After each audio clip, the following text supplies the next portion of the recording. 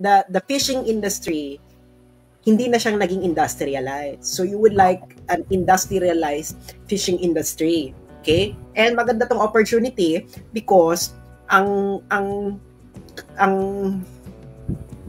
kaano mo dyan, ang ka-deal mo dyan is China. And China is a huge market. So, ako, ang gagawin ko dyan, I will strike a deal with China to invest on industrialization of the fishing industry facing the South China Sea. Because ang karamihan talaga ng kita, even in agriculture, you know this, no? Well, fishing is part of the agriculture industry. Ang pinakamalaking kita dyan ay yung upper value chain. Okay? So you would like investment in, like, for example, cleaning the fish, turning the fish into, I don't know, other products, etc. Ganon. So you would like to expand the value chain captured by the fishermen. Okay? So that, nag-improve yung buhay nila, hindi lang sila yung pumapalaot. Okay? And then you do have a market. China. Okay? So, ngayon kasi, yung mga mangingisda, uhuli sila ng isda, and then, kailangan tundalin sa palengke para mabenta ka agad. Now, that is actually not a good business. You would like to capture the entire value chain. Okay? From the start po hanggang sa market po mismo. Yes, para consistent yung kita. Okay? And then, you can actually, meron ka ipapamana sa the next generation. Kita mo, why a lot of young people right now don't want to be farmers? Why they don't want to be fishermen?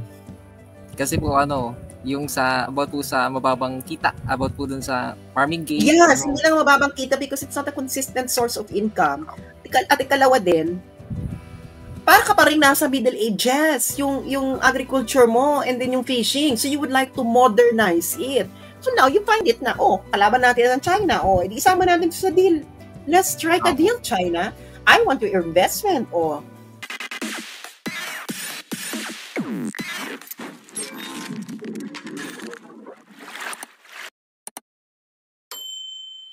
Yeah. So is the air quality better now compared to iba na siya. Kasi Ibang when iba I na was siya. there, as in talagang, my God, I have to wear Haggard daw. grabe, as in I have to wear Wala na mask siya. every day. Kaya nga iba yung Beijing na alam ng mga tao before. Kailan ka nasa Beijing noon? I was actually in Wuhan. I worked in China for a year, and then I traveled a bit in China. So I went to Beijing just to check out the scenery. So that was 2014, 2015, and Iba na. yun nga, Iba the na air yung quality was really bad.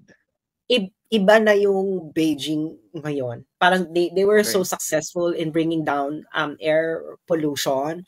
And emissions. Kaya nga, pag may nagsasabi sa akin na kamusta naman yung air, parang hindi ko naman dama yung sinasabi yung air pollution. Kasi ang standard ko talaga ng air pollution is pag nilinis ko ang skin ko ng cotton buds, madumi. Yeah, true. Aminin mo sa Pilipinas. Paglabas mo ng bahay mo at pagbalik mo, ginanyan mo, gumaganyang ka sa bulak at ganunin mo yung pes mo, madumi. Dito hindi. Kaya sabi ko, pinagsasabi nilang madumi ang air? Kasi gano'n ang batay ng madumi ang air. Kumakapit sa balat yung dumi, which is actually so common in Manila na pag lumabas ka, pagbalik mo, i-cotton swab mo, i-cotton ball mo yung mukha mo ng astringent or whatever, ng cleanser, pag gano'n mo, madumi. So, literal na litmus test ang Manila.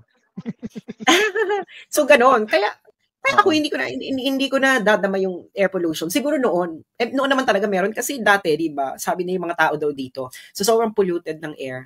Dura sila ng dura sa daan. Yeah, Wala na ako nakikita ng dumudura sa daan. And yung hindi na the parang what's this? When you take a picture, hindi na siya cool, yung parang hindi na hazy, hindi na yellow. Kasi ganyan yung quality ng pictures namin before. Parang yellow, iba na ngayon. Parang merong yellow background. Iba na ngayon. It's malayo na yun dun sa nakaraan. Okay. Anything else? Okay. That's it, girl. And I wish you all the best. And my prayer and my hope for you is sana maging independent contractor ka ni Sarah. Yun lang. Pag gusto ng military. Ganun lang. Okay. Bye. Sige. Thank you, girl. Bye. Bye. Okay, ang ating next ay si Harich.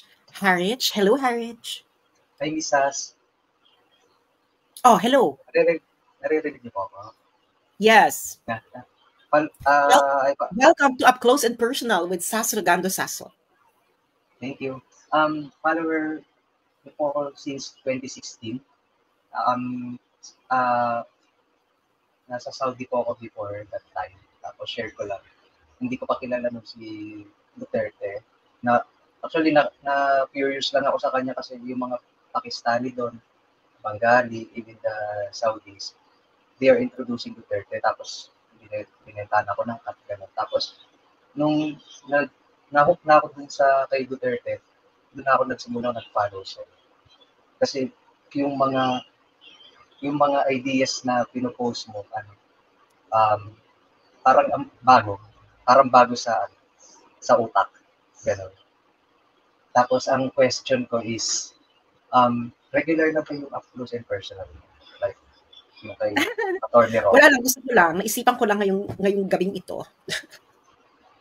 Tapos yung next question ko po, ano pa yung mga gusto niyo gawin sa buhay? Ngayon, nakafocus ako sa aking PhD. So, I wanna pursue it. Ganun lang. Yun lang ang gusto ko gawin sa buhay ko. Right now, is gawin ang aking itinakdang gawin ng naaayon sa aking gustong i-pursue na scholarly topic. Ganun lang kasimple. Wala na akong kahilingan sa buhay because naranasan ko ng lahat ng naranasan ko sa buhay. So, ngayon ito lang talaga ang gusto kong focus. Tapos, for example, alam naman namin na nung time ni President Rodrigo Duterte, parang may mga inaalok sa position, I don't know kung totoo yun o hindi. How about, for example, sa 2028 at manalo si Sara? Kung yari lang, kahit ayaw mo, anong gusto mong cabinet position? Wala talaga. Sorry. Sa mga, for example, it's like asking me to drive a car among bad choices. Wala talaga. It's the Philippines need a systems overhauling. Like systems overhaul. That has been my position for a very, very long time. So, that's my position. It needs a systems overhaul. Reset. You need to reset it. Ganun lang kasimple yun. So, kung makita mo ako dyan, biglang, ay, bakit si Sas nandyan na? O di parang, ako, engot. Sabi ko nga, systems overhaul. You gotta do systems overhaul. If you're going to keep the same system by perpetuating it, that is idiotic. Parang, systems overhaul. Ganun lang. Ano ba to? If you don't do systems overhaul, kahit sino pa ilagay mo dyan, maybe they will be achieved a little, and then pagkatapos nila, babalentong ili sa dati. Ganun lang. Kaya nga, systems overhaul. Kailangan talaga itong drastic change, spring cleaning, purge, and a complete overhaul. Parang paglilinis ng bahay, kailangan talaga nito ng general cleaning. Actually, ayun na yung follow-up question ko. Ayun na, ano sa tingin niyo pwedeng maging turning point na para kailangan ba mabago yung form of government natin? Or ano? And what do you think? Ano maging turning point? Pag napagod na yung mga Pilipino. Hindi pa pagod ang mga Pilipino eh. Pag umabot na, matagal mapagod ang mga Pilipino para magkaisa sila. Ha? Kita mo yung colonialism. It took them 300 years para magkaroon ng bonggang-bonggang revolusyon. It took them 300 years. Mula kay Magellan, doon lang nila naisip na kailangan tayong magtulong-tulungan. 300 years. So, given that, kailangan, I think, kailangan may either mapagod na yung mga Pilipino or ayoko lang sabihin, baka sabihin mag-inciting to sedition ako. Opo, tama. Last question systems overhaul. Ganun lang. Okay. That's true. Okay. Anything else, Harry? Last question, total up close and personal naman to. Kamusta yung love life mo? Hindi ko siya iniisip. I don't, hindi siya iniisip. Hindi rin ako nagpa-pursue.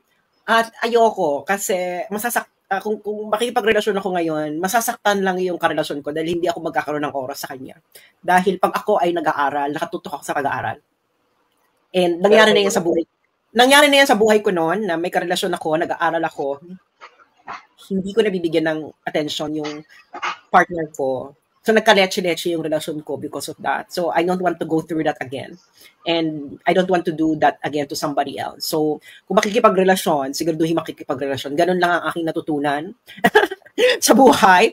Kaya I don't want to go through the same mistake again. I'm not gonna say na it's a mistake, but I don't want, ko lang na I don't want to go through that kind of situation again. Ganun lang. Anything else, Harriet? Wala na po. Thank you so much, Miss Sass. Thank you. God bless. Bye. Bye.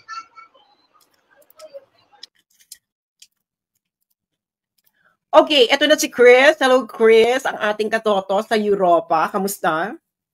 Hello, sis. Kumusta? Excited na muna ako dito. May mga tanong ako, sis, ha? Sa lahat ba ng nakarelasyon mo dito sa Europe, sino ang pinaka-na-miss mo? Showbiz ito dito ngayon. Sige, go. Pinaka-na-miss ko? Yes. Ano ako? Goro Bells. Nationality ba? Sige, go. Ayoko mo. Showbiz ka, ha? Kaya ako umakyat dito, yan lang gusto ko itanong para marinig ng lahat. Wala. Sige, ibahin ko ang tanong. After ba ng PhD mo, kung papipiliin ka, Beijing, China, or Switzerland, Germany? Beijing pa rin. Sure ka? Yes, because nandito ang future.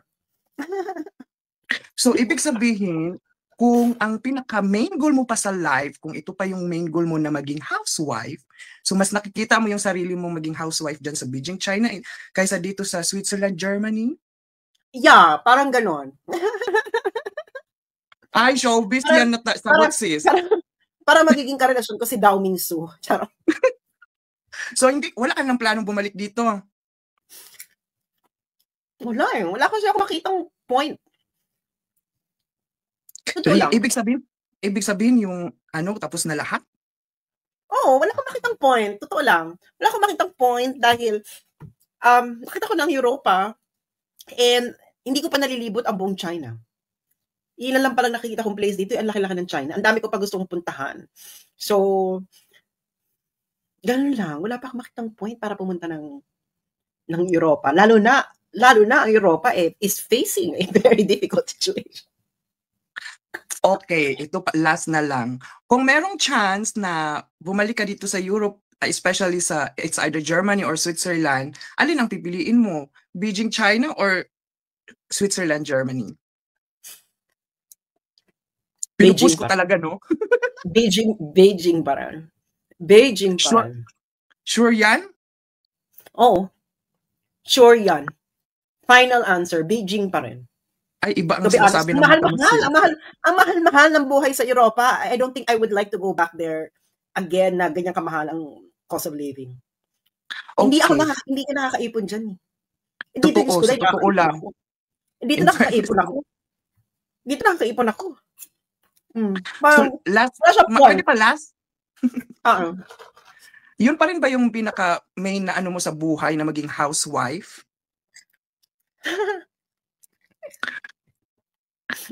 Siguro hindi na.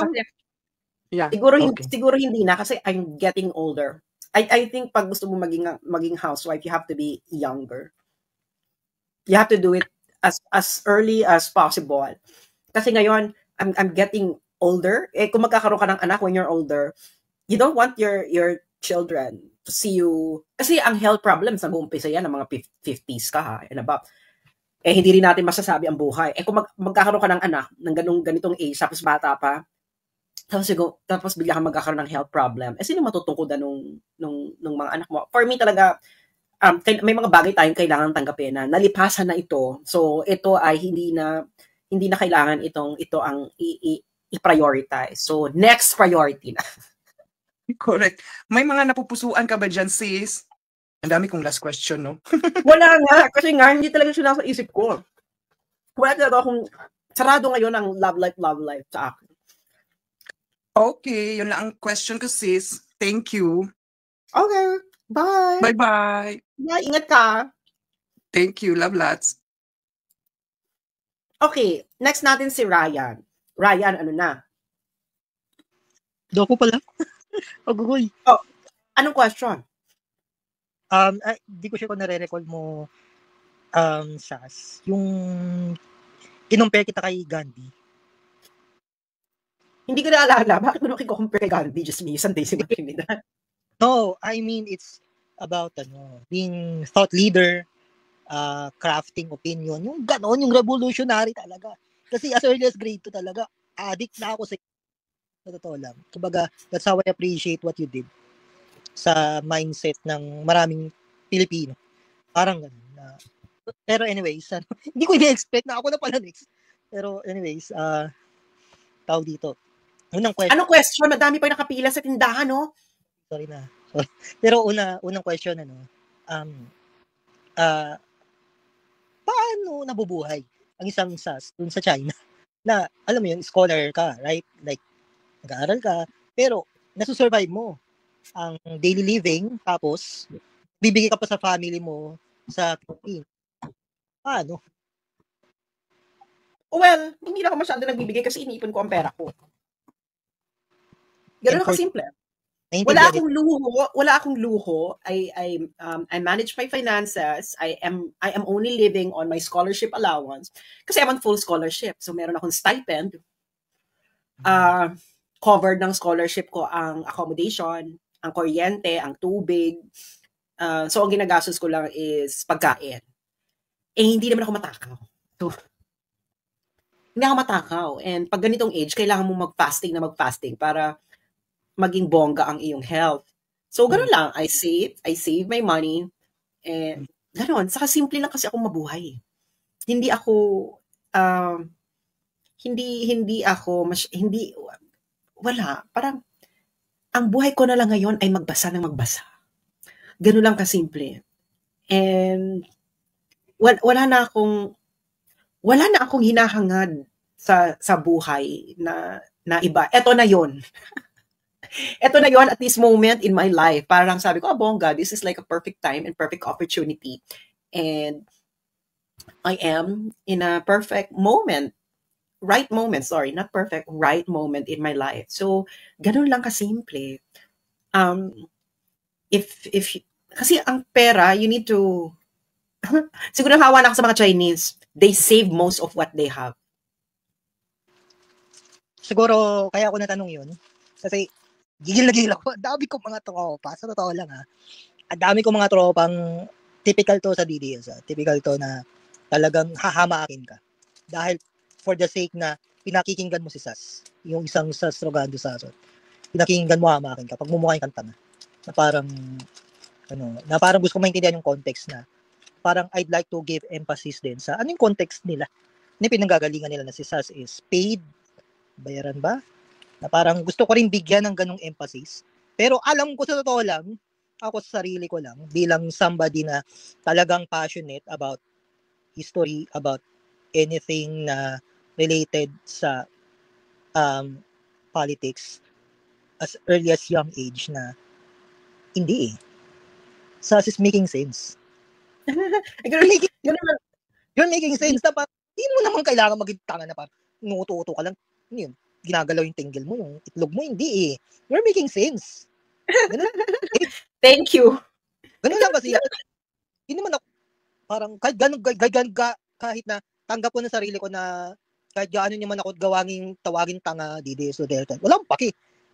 Making sense siya yun sa akin. Kasalanan ko ba kung ang majority ng Pilipino may sense si SAS? Basic. Diba? Ganun lang naman kasimple yon na we are responsible for what we actually consume. No, if you think that the people that you're listening to is making sense, who are we to judge? Ganun lang kasimple yun. Doon ako kumbaga syempre tropa, mga kaibigan, ando na yung effort ko na respetuhin yung views nila, magkaiba nila. Pero ano ba yan? Mga kakampings ba yan? Hindi. Halo-halo. Halo-halo sila. iba-ibang Pero kilala nila ako. kilala nila fake news. Sabi nila fake news. Sabi ko, patawanan ko lang. Sabi nila fake news ka, okay. Hindi ko na Ano nga daw yung fake news? Dapat tinatanong mo, ano yung fake news na ano yung news? Ano muna yung news? Ang nangyayari, binobombard na nila, pinagtutulong-tulungan ka na nila. Wala ka ng chance to speak. So, sabihin ka na, ino-overwhelm ka na. Pero sa akin lang, kung ayun ang gusto nyo, okay lang. Kumbaga sa personal relationship, sa pagiging tropa pa rin. Hindi kita husgahan. Pero pagdating sa bahala ka. Sa akin, ito lang. Iba motivation ko doon ako sa may sense. May sense Yung gagawin ko, di ba? Papakatanga pa ba ako? May sense Ganun kasi. Okay. Thank you so much, Ryan. Any more questions? At marami pa nakabila sa barangay. Siguro, ito talaga yung question ko actually. Yung, alam ko na you're trying to be safe pagdating sa inciting, something, mga ganung bullshit. Pero, ako, nakikita ko na lang, I could be wrong, no? Pero nakikita ko na, ayun na lang ba talaga ang mag-i-ignite sa at kamalayan ng Pilipino to do drastic change? Yun na lang ba talaga? Being next Ukraine? Totoo, are we supposed to be the next Ukraine para lang mamulat ang mga mata natin na no, we should do drastic change na continuity ng policy, foreign policy. Na kahit sinong kaharap natin, bilateral relations, China, whoever that country is, kailan pa ba natin pagdaanan na may mamamatay? Merong tatay, anak, kapatid na mamamatay? I mean, ay na lang naisip ko I could be wrong, no? Pero meron ka ba iba nakikita na magti-trigger na drastic revolution sa minds ng mga tao, ng Pilipino na we have to change our system? I don't know. Anyway, ano pa? alam mo, don't sweat on it, Ryan, dahil ikababaliw mo lang yung ganyang mga question. But the thing is, parang ano lang yan, dadating na lang yan sa tamang panahon, sa tamang oras. Ba? Maybe we're not yet there. Maybe we're headed there. Maybe we're not. But the thing is, the Philippines is due for an overhauling. I think a lot of people realize that. Kahit mga kakamping, kahit a lot of various people from different political colors actually admit that na the Philippines is due for overhauling. But the thing is, syempre, pag overhauling, may mamumuno. At yung mamumuno, syempre, gusto nila, sila yung mamumuno ng overhauling. Ganun lang naman kasimple yun. Anyway, anything else, Ryan? Sorry. Hindi. Kaya medyo malakas ang loob ko. Pero thank you, Sas. Alam mo, sa totoo lang, nagigigil ako. Sa totoo lang. Okay. Totoo lang talaga. Please, maniwala ka. Revolutionary ang ginagawa mo ngayon. Maniwala ka. Char! Kahit multi-generations na, ikukwento ko sa mga anak ko yung ginagawa mo. Sa mga apo mo? Sa mga apo mo? Ikukwento ko yan. Anak ko maliliit, ikukwento nila sa mga susunod na be somebody na inang yun. Gamitin mo ang utak mo to produce change. Yeah. Okay. Pero yun, thank you. Yun lang. Thank you so much, Ryan, and good night. Happy Easter. Bye. Okay, sa susunod natin ay sino ba to? Si Cavalier? Who are you? Are you there? Hello po, Sas. Hello, magandang gabi sa iyo. Happy Easter. Oh, Happy Easter po. Ano ang atin? Ano po, as lang po, about sa dun sa sinabi niyo about sa tulay, ma'am. Kasi, di ba yung bumagsak po yung tulay sa Isabela. What do you think na sino may cause nung pagbagsak na yun? Or sino may at fault? Parang ganun. Sino may at fault? Corruption. Kasi po, parang napagtalunan po namin yun ng friends ko dati, anong nakaraan lang, which is, ang sinasabi nila, si FPRD daw yung nung tulay na yun, which is, ang pagkakatanda ko si Pinoy. Opo. Ang pagkakatanda ko si Pinoy yung nag-apply, parang sa Ang may kasalanan nun ay yung engineer. Ngayon, yung engineer, sino ba ang direct contact ng mga engineer? DPWH, tsaka yung congressman dun sa lugar na yon. Hindi yan extended papunta ng presidente. Diyos ko, may Santísima Trinidad. Lahat na lang gusto nilang kay Duterte. Opo. Kailan lang natapos yung tulay na yan? Kailan lang yan sinimulan? Hindi naman yan sinimulan ng panahon ni PRD yung gawin Oo nga po. So, hindi yan kasalanan ni Diyos ko, Mio. Parang sabihin mo sa kanila, para namang ano yan, parang si Pinoy, na nung panahon ni Pinoy, kung may nangyayaring kaletsyo yan sa gobyerno niya, sinisisi niya si Gloria. Oo nga po. Kung lalaki ang mga kausap mo, sabihin mo magpakalalaki kayo. Kung kanino nangyari yung pagbagsak, sila may kasalanan. Yun ang tunay na lalaki. Tama po. Diba ganun lang? Mm. Okay. Anything else? Any more Ano po? question? Next question po. If you were given a chance to be the author or the creator of the Philippine Constitution, how will you do it or what changes will you do? Or revise the current Constitution po? Parang ganun. I don't know. To be honest, I don't know. Sige po. Next question po. Okay. About po dun sa di pa po nausap na parang na-issue po dati yung sa regional fishing agreement about po sa South China Sea. Paano po niyo po gagawin yun if ever po kayong maging Regional fishing agreement. Well, Opo. mag-uumpisa ako niya ng bilateral. Okay. Ang goal niyan is to actually improve the lives of the fishermen. Yung mga mangingisda dyan, ilang dekada na silang nangingisda, ganyan pa din ang buhay nila. Hindi na sila, the fishing industry, hindi na siyang naging industrialized. So you would like an industrialized fishing industry. Okay? And maganda tong opportunity because ang kaano mo dyan, ang ka-deal mo dyan is China. And China is a huge market. So, ako, ang gagawin ko dyan, I will strike a deal with China to invest on industrialization of the fishing industry facing the South China Sea. Because ang karamihan talaga ng kita, even in agriculture, you know this, no? Well, fishing is part of the agriculture industry. Ang pinakamalaking kita dyan ay yung upper value chain. Okay? So you would like investment in, like, for example, cleaning the fish, turning the fish into, I don't know, other products, etc. Ganon. So you would like to expand the value chain captured by the fishermen. Okay? So that, nag-improve yung buhay nila, hindi lang sila yung pumapalaot.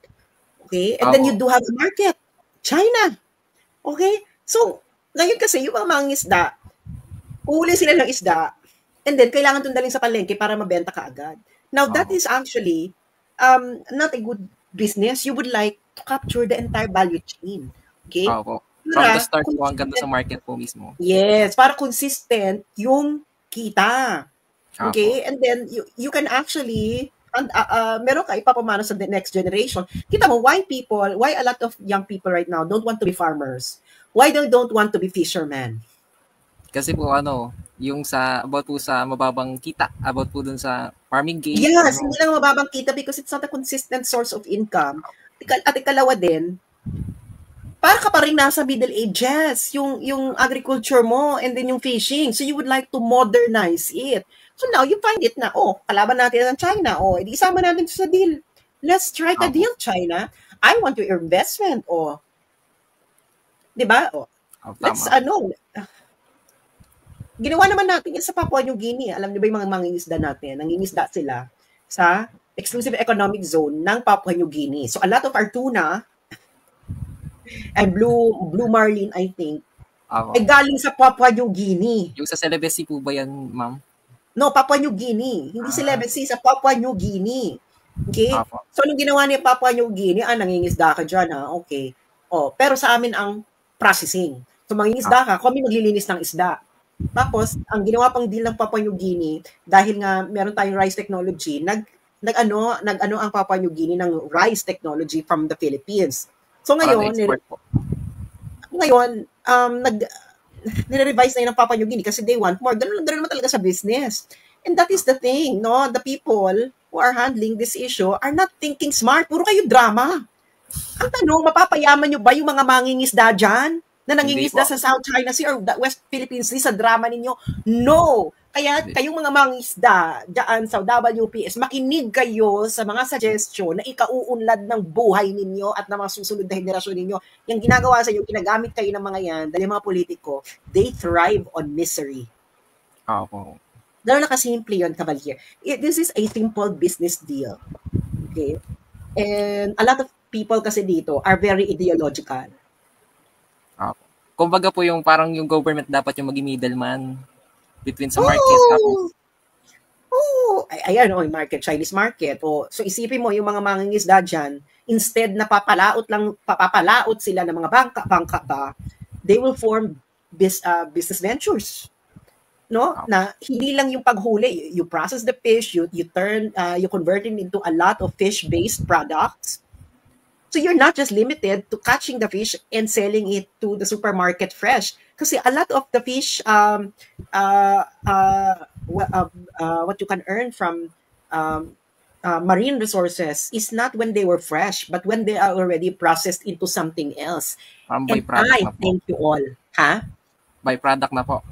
Yung yes. Ganun lang. Okay, anything else? Ano po, yung sa eto po, ay parang nasabi nyo na rin kasi. Yung sa, if you're with the president, how will you pursue China to have same grounds regarding South China issue? Like, di ba po naging issue yung sa, yung pag-research about sa petroleum and natural gases ng ng South China Sea po, about yung sa Scarborough Shoal po, parang ganun. How will you be to, parang ganun, no? Walang unang-unang gawin dyan, tanggalin ninyo ang mga oligarko. Yung mga sinasabi-sabi ninyo, yung mga, ganun lang kasimple yun, tanggalin dyan ang mga oligarko sa usapin na yan. So, anything else? Naku, magto 2 hours sa pala ako, Cavalier. I have to leave at ako may gagawin pa. Anything else? Ano po, pwede po bang picture na lang po? Okay. Hindi po.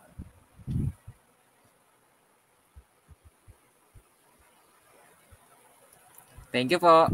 Thank you so much. Have a good night.